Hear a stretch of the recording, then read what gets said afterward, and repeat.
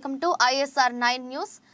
ఎన్టీఆర్ జిల్లా నందిగామ మండలం నందిగామ పట్టణంలో గల సిపిఐ కార్యాలయంలో నిర్వహించిన సమావేశంలో ఆ పార్టీ జిల్లా కార్యదర్శి శంకర్ మాట్లాడుతూ ఎన్టీఆర్ జిల్లాలో గల జగ్గయ్యపేట నందిగామలో గల సుమారు 4600 పైగా గల టీట్కో గృహ లబ్ధిదారులకు గృహాలు కేటాయించకుండానే లబ్ధిదారుల పేరున లోన్ చెల్లించాలని బ్యాంకులు కోరడం దారుణమని తెలుపుతూ వెంటనే లబ్ధిదారులకు గృహాలు కేటాయించాలని కోరటంతో పాటు రైతులకు ప్రభుత్వం చెల్లించాల్సిన బకాయిలు వెంటనే చెల్లించాలని, ఎన్నికల సమయంలో ప్రతి నాయకుడు స్వంత నిధులతో అభివృద్ధి అనే విషయంపై ఆయన స్వంత నిధులు అంటే ఎక్కడివి అని ప్రశ్నించడంతో పాటు పలు సమస్యలను వెంటనే పరిష్కరించాలని కోరారు.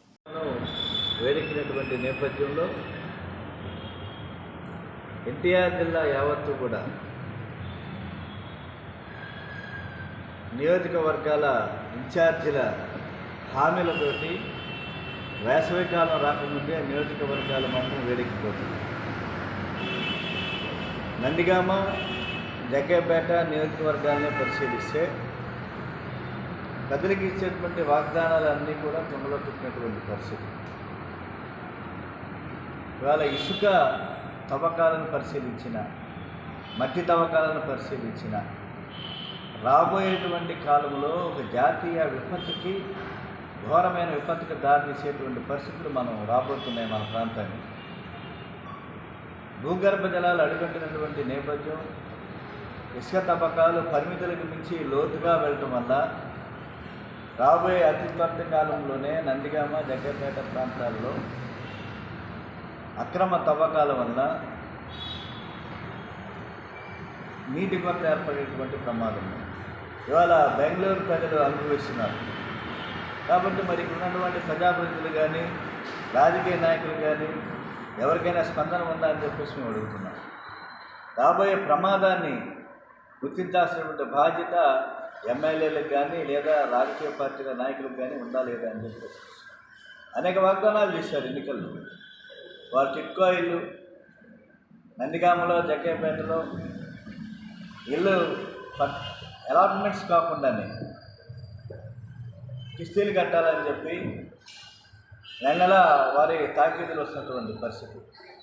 నందిగామలో కానీ, జగ్గయ్యపేటలో కానీ ఎక్కడన్నా ఒక్క ఇళ్ళన్నా లబ్ధిదారుడికి కేటాయించారా? కేటాయింపులు లేవు. కానీ బ్యాంక్ నుంచి మాత్రం డబ్బులు కట్టమని చెప్పేసి వస్తున్నటువంటి తాకీదులు ఉన్నాయి. జగ్గయ్యపేట ఎమ్మెల్యే గారు మార్చి మొదటి వారంలోనే నేను గృహప్రవేశాలు చేపిస్తానని చెప్పి చెప్పాడు ప్రారంభోత్సవాలు. ఇవాళ మార్చి 12వ తారీఖున వచ్చింది. అలాగే నందిగామలో మరి ఎక్కడ అమలు జరుగుతున్నది?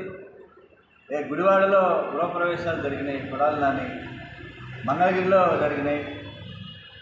మరి ఎందువల్ల ఎన్టీఆర్ జిల్లాలో ప్రజలు చేసుకున్న పాపం ఏంటి? విజయవాడ ఎందుకు జరగలేదు? నందిగామ ఎందుకు జరగలేదు? జగ్గయ్యపేట ఎందుకు జరగలేదు? కాబట్టి ప్రజలు వాస్తవాన్ని గమనించండి. అంటే ఈ దశలోని వాళ్ళ అనేక సమస్యలు అపరిష్కృతంగా ఉన్నాయి. కాబట్టి ఈరోజున కమ్యూనిస్ట్ పార్టీగా బీజేపీతో అంటకాగే ఏ పార్టీ అయినా కూడా ఓడించమనేటువంటి నినాదాన్ని ఈరోజున మా పార్టీ జాతీయ సమితి తీసుకోవడం. ఆంధ్ర రాష్ట్రంలో కూడా అదే పాలసీని అమలు చేయడం జరుగుతుంది. కాబట్టి ఈ సందర్భంగా నేను ప్రజలకు విజ్ఞప్తి చేసేటువంటి, ఆంధ్ర రాష్ట్రానికి చిల్లి గవ్వ కూడా ఇవ్వనటువంటి భారతీయ జనతా పార్టీకి ఈ రాష్ట్రంలో ఓటు అడిగేటువంటి హక్కు ఉన్నదా? వారికి అండగాగే పార్టీలకి అంతకంటే సిగ్గు ఉన్నదా? రెండు పార్టీలు కూడా, ప్రధాన అధికార ప్రతిపక్ష పార్టీల రెండు కూడా మోడీ గారి భజన చేసేటువంటి పరిస్థితుల్లో ఉన్నటువంటి నేపథ్యం ఉన్నది రాష్ట్రంలో. కాబట్టి మేము రాబోయేటువంటి కాలంలో భారత కమ్యూనిస్ట్ పార్టీ సిపిఐ ఆంధ్రదేశంలో ఇండియా కూటమిలో భాగంగా సిపిఐ, సిపిఎం, కాంగ్రెస్ పార్టీతో కలిసి ప్రజల ముందుకు రాబోతున్నాం. ఈ సందర్భంగా ఇండియా కూటమిని ఆదరించాలని చెప్పి కూడా ప్రజానీకాన్ని విజ్ఞప్తి చేస్తూ, ప్రజా సమస్యల పరిష్కారంలో కమ్యూనిస్ట్ పార్టీ పోటీ చేసినా, పోటీ చేయకపోయినా ప్రజా సమస్యలపైన నిరంతరం గళమెత్తుతుంది, నిరంతరం పోరాటం చేస్తుంది. దానిలో భాగమే టిట్కో ఇల్లు కనుక అతి త్వరిత కాలంలో కనుక గృహప్రవేశాలు చేయించకపోతే కమ్యూనిస్ట్ పార్టీయే చొరవ తీసుకొని గృహప్రవేశాలు చేయించేటువంటి పరిస్థితికి కమ్యూనిస్ట్ పార్టీ వెళ్తుందని చెప్పేసి నందిగామ జగ్గపేట శాసనసభ్యుని హెచ్చరిస్తున్నాం. కాబట్టి తక్షణమే గృహాలు కేటాయించాలని చెప్పేసి కోరుతున్నాం. రైతాంగానికి రావాల్సినటువంటి గిట్టుబాటు రైతు భరోసా కేంద్రాల ద్వారా మరి పంటల బీమా పథకాన్ని వర్తింపజేయాలని చెప్పేసి ఈ సందర్భంగా డిమాండ్ చేస్తూ రాబోయేటువంటి కాలంలో ఏ సమస్య వచ్చినా కూడా రాబోయేటువంటి ఎన్నికలను దృష్టిలో పెట్టుకోండి. వాళ్ళ ఎన్నికల కోసమే ఇవాళ మేము మా సొంత నిధులు ఖర్చు పెడుతున్నామని చెప్తున్న రాజకీయ నాయకులందరూ ఏమిటి వీరికి సొంత నిధులు ఎక్కడి నుంచి వచ్చినాయి? ఏమన్నా 100 ఎకరాలు అమ్మేసి పడుతున్నారా? లేదా లంకెల బిందులు ఏమన్నా తవ్వారా వాళ్ళ ఇళ్లలో? ప్రభుత్వ ఖజానాకి చుట్టూ పొడుస్తున్నారు, విపత్తును కలిగించేటువంటి చర్యలు చేపడుతున్నారు. కాబట్టి ఈ వాస్తవానికి ప్రజలు గమనించాలి. ప్రభుత్వం నిధులు మంజూరు చేసి ప్రభుత్వ పథకాల ద్వారా అభివృద్ధి చేయడం వేరు, కానీ సొంత నిధులు ఎక్కడి నుంచి వచ్చినాయి?